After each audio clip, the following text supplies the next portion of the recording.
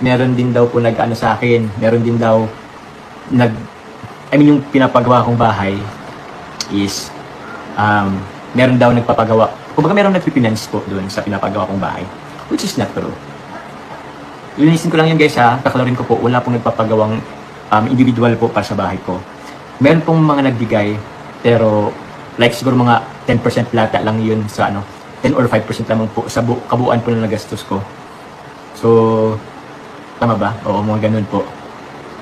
And, yun. Hindi po ako guys, like, pinagtrabawan ko po yun kahit papano. Ilang taon na ako nagtitipid po. Actually, hindi pa nga tapos eh. Kasi, syempre, pautay-utay lang. Kasi mawalan man tayo ng pera pag ganun, paano tayo magcha-charity. Kung ibubos ko lahat, unti-unti lang yun guys eh.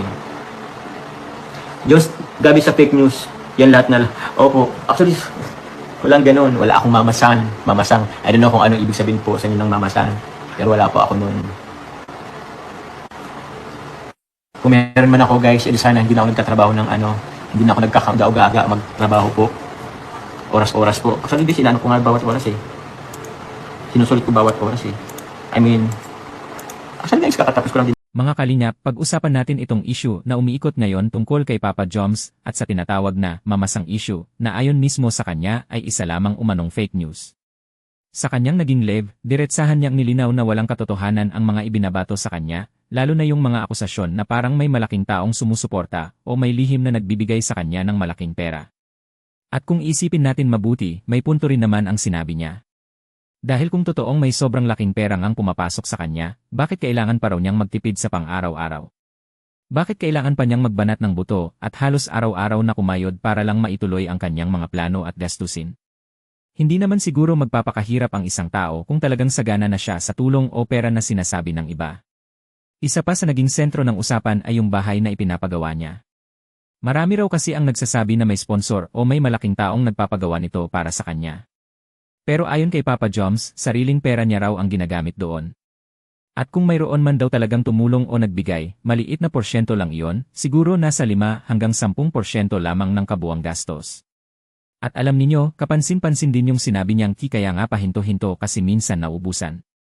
Ibig sabihin, hindi tuloy-tuloy ang pagpapagawa dahil limitado rin ang budget. Nasa totoo lang, normal naman sa maraming ordinaryong tao. Marami sa atin ang gustong magpatayo o magpaganda ng bahay, pero dahil hindi naman tayo milyonaryo, paunti-unti lang ang pagpapagawa depende kung may extra. Ang problema kasi sa social media ngayon, minsan mas mabilis kumalat ang haka-haka kaysa sa totoong paliwanag. Kapag may nakita lang na bagong motor, bagong bahay, o may kaunting improvement sa buhay ng isang content creator o influencer, agad may issue. Kesyo may sugar daddy, may sponsor, may lihim na backer, o may kung anong pinagmumulan daw ng pera. Pero kadalasan, hindi naman alam ng mga tao yung hirap, puyat, at pagod na ginagawa ng tao sa likod ng kamera. At aminin natin, madaling manghusga kapag viewer ka lang. Isang post lang, isang screenshot lang, tapos buo na agad ang kwento sa isip ng iba. Hindi na hinahanap ang buong context. Hindi na iniintindi kung ilang oras ba nagtatrabaho yung tao, ilang content ba ginagawa niya, o gaano kahirap mag-ipon sa panahon ngayon, lalo na kung may pamilya at mga responsibilidad. Sa totoo lang, hindi naman masamang magtanong o magduda minsan. Pero sana bago tayo maniwala sa mga balita o paratang, pakinggan din natin ang panig ng taong involved. Dahil mahirap din naman na araw-araw kang nag-effort para umasenso, tapos babalikan ka ng mga issue na parang hindi mo pinaghirapan ang lahat ng meron ka ngayon. At isang bagay pa ang dapat maintindihan ng marami, hindi porket may tumutulong sa isang tao, ibig sabihin lahat na ng meron siya ay galing na sa iba. Minsan may mga taong nagbibigay talaga ng tulong bilang suporta, pero hindi ibig sabihin noon wala ng sariling pagsisikap yung tao. Magkaiba yung tinulungan ka ng kaunti at yung buong buhay mo ay inaasa mo na sa iba. Kaya para kay Papa Joms, malinaw ang gusto niyang iparating, huwag basta-basta maniwala sa fake news at sa mga kwentong walang sapat na basehan. Dahil sa dulo ng lahat, siya pa rin naman ang nakakaalam kung paano niya pinagpaguran ang bawat naipundar niya.